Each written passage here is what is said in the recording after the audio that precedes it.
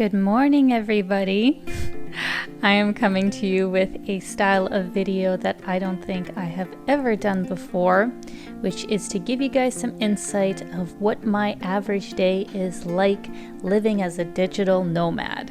So the first kind of weird thing to note is that I do not use an alarm unless I'm catching a flight.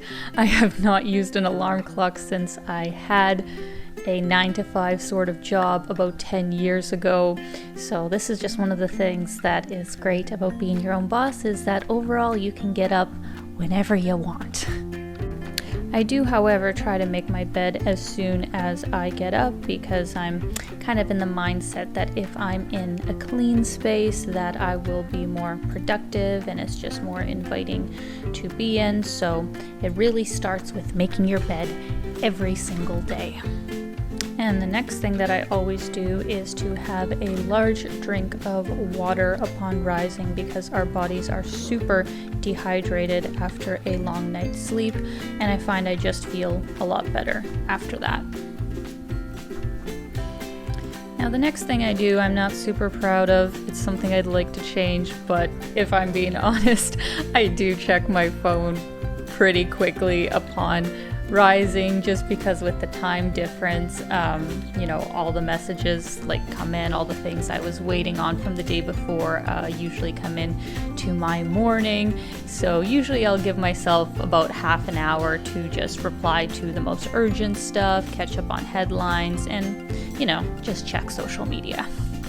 After that, I basically run through my skincare routine. I do a cleanser, serum, moisturizer, sunscreen sort of routine. I think it's really important to take care of your skin, your teeth, your hair, all of that stuff. It's much easier to do preventative measures instead of trying to do some kind of crazy plastic surgery afterwards. And I also don't really wear makeup on most days. I'll just use that sunscreen tinted moisturizer, get dressed, brush my hair, and that's about it. Well, hello my dear friends. I hope you are having a great start to the day.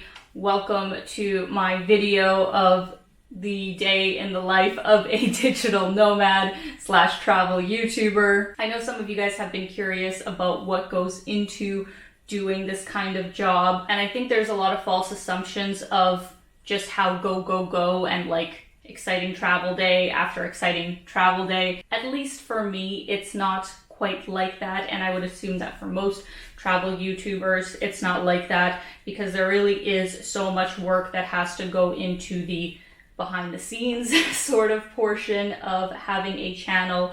And at the end of the day, you're a business owner, you're running your own business. You have to file taxes like everybody. You have to keep track of all the paperwork. So I hope this video will shed some light into what an average regular day is like.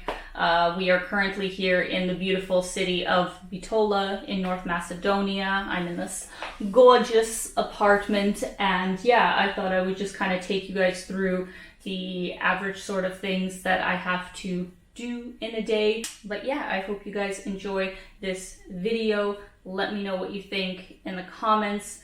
And without any further ado, the next thing that we have to do is make some breakfast. So for breakfast, I rarely do anything too complicated.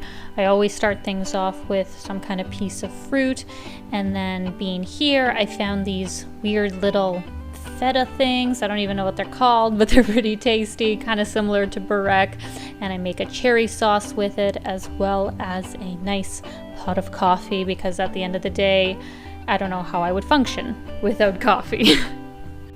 As breakfast is cooking is usually when I will settle down into checking my YouTube analytics, seeing how things are going, answering a lot of your comments, and really just planning my content for the upcoming weeks. And then once breakfast is ready, this is the time of day that I really call my me time, so to say, where I'll put on a channel that I really like to watch. I'll enjoy my breakfast, and even after breakfast, I try and carve out at least an hour where I'm doing something I really like a hobby or some kind of personal development sort of skill. And in saying that, I would really like to thank Rosetta Stone for sponsoring today's video. Rosetta Stone is a leading language learning program that has been around for over 25 years and is personally my favorite way to learn languages while on the go. What I really love about Rosetta Stone is that you're learning the language in a very unique way called immersion, where it's almost the same way that you learn to speak your very first language. It's a really amazing program because you can customize whether you're a beginner, intermediate, or advanced, and also what you'll be using the language for. Right now I'm continuing to learn Japanese because that has always been my dream language, and I really want to do an in-depth trip where I'm able to communicate with locals more. 彼は料理しています。彼らは泳いでいます。彼女は書いています。 So in partnering with Rosetta Stone, I do have some very special offers for you guys. If you click the link in my description, you will find a discount on all of their monthly plans as well as their incredible lifetime plan. The lifetime plan from Rosetta Stone gives you unlimited access to all of their language learning programs for life, and it is currently on sale for only $199. So if you guys are interested in having a more immersive travel experience the next time you go abroad, if you're interested in learning more languages, if you just want to challenge yourself to learn something new, I really don't think there's anything quite like Rosetta Stone. So I'm going to put a link in the description. You get a discount on all of their monthly plans as well as their lifetime plan. So after I've had some time to myself to do what I love, I really like to go out and explore the city I'm in as early as possible, because now that we're getting into winter, the days are a lot shorter. If I'm trying to film a whole video in a single day, then I'll get up even earlier and start with that right away.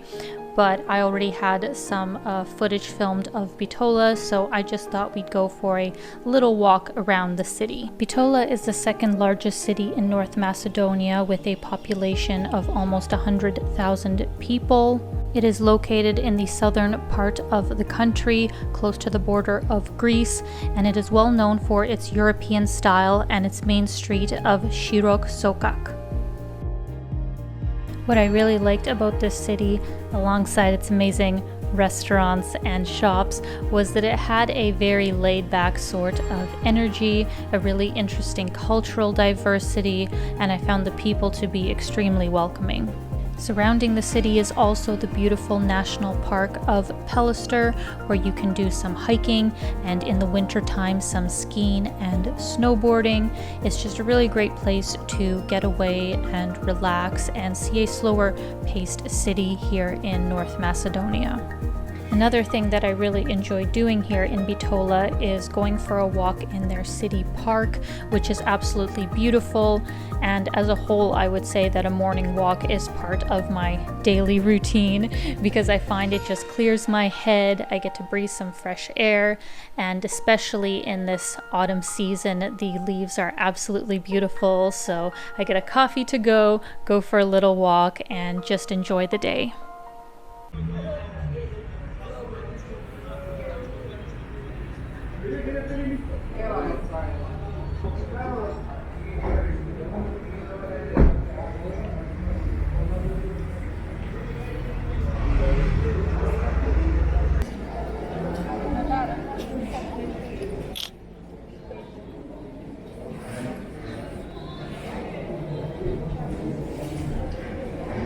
Hey.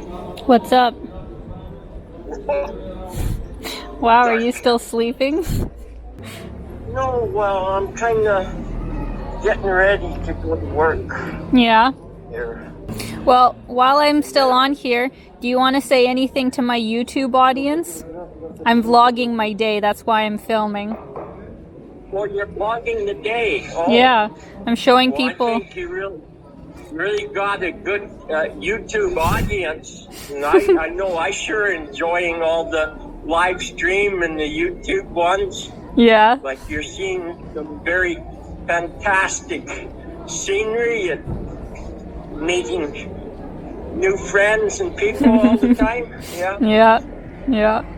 Well, thank you. That's perfect. I do find it to be super important to stay in touch with my family and friends because even though I'm a pretty independent sort of person and like my alone time, it does get pretty lonely to be on the road all the time. So I really make it a point to try and call my family and friends basically every single day. So where we are now is the city's local bazaar, and I really like coming to these types of places because you get a much more authentic feel of what life is like in a city. You can always find some delicious food, some great deals on a wide range of items, and I just really like coming to these kinds of places.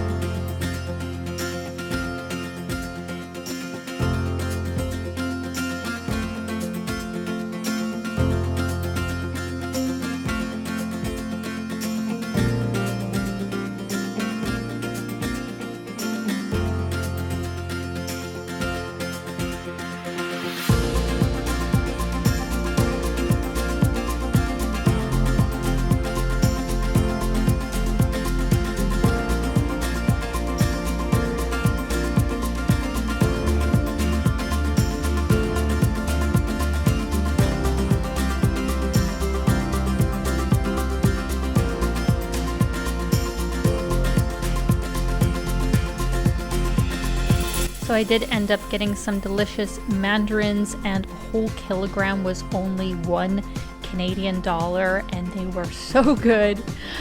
After that, I ended up coming back to the main square, and I went to a restaurant that was highly recommended to me by a friend, kind of like a wine bar, where he said there was this one Turkish dish, because there is actually quite a large amount of Turkish people in Bitola and all of North Macedonia, where they had this one specialty sort of dish which is called pide.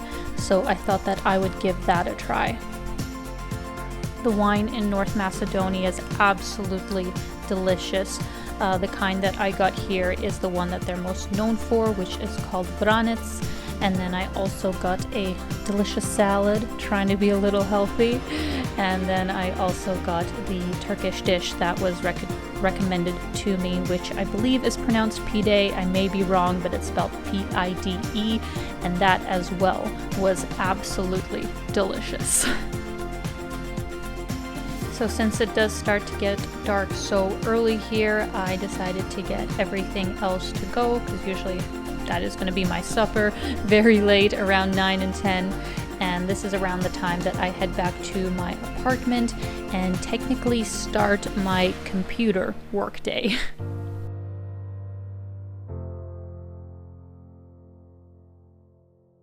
So how much I work in the evening really ranges depending on what I have going on. Sometimes it's just a couple of hours to do a little bit of bookkeeping or update a few things. But if I have a video to edit, and let's say I'm on a deadline, I might edit until 1-2 a.m. So like a whole 8-hour workday, kind of from supper time. So really just depends what I have going on, but I find that I do get quite a bit done kind of working later in the evening. So that's why I kind of have the first part of my day as more slower paced kind of stuff for me. And then if I have a lot of work, I'll tend to do that in the evenings. One important thing that I think is important to note about anyone who wants to be a digital nomad or just even work for themselves is that you really have to be okay with self-motivating. I know that's something that I struggle with sometimes because you don't really have any coworkers, you don't usually work in an office with other people, and especially if you're traveling and have an erratic schedule, it's sometimes difficult to bring in that structure yourself and make sure you're sticking to your deadlines and keeping track of everything, and at the end of the day also just taking care of yourself. So once I am done my work for the night, I try and take a little bit more time to just de-stress and relax. Usually I will give my friends or family a call because it's the middle of the day there, have a nice glass of wine, or sometimes I just don't feel like doing anything and we'll put on Netflix and just relax. I know many people may look upon this sort of lifestyle as pretty strange or pretty lonely. I do think you have to be a certain kind of personality to really enjoy it. And even though I'm not sure how long I'm going to do this for or what exactly my future entails, I am so incredibly grateful to be able to do this right now. So that is it, my friends. That brings us to the end of today's video of what an average day is like in my life as a digital nomad. I hope you guys enjoyed it. I would love to know what you guys thought in the comments down below. And once again, a very big thank you to Rosetta Stone for sponsoring today's video. I'm going to put a direct link for all the discounts for all of their monthly plans as well as the lifetime plan, and I hope you guys will check it out. And as always, thank you guys so much for tuning in. I hope you are having a fantastic day, sending you so much love, and as always, keep being your own kind of beautiful. Bye guys.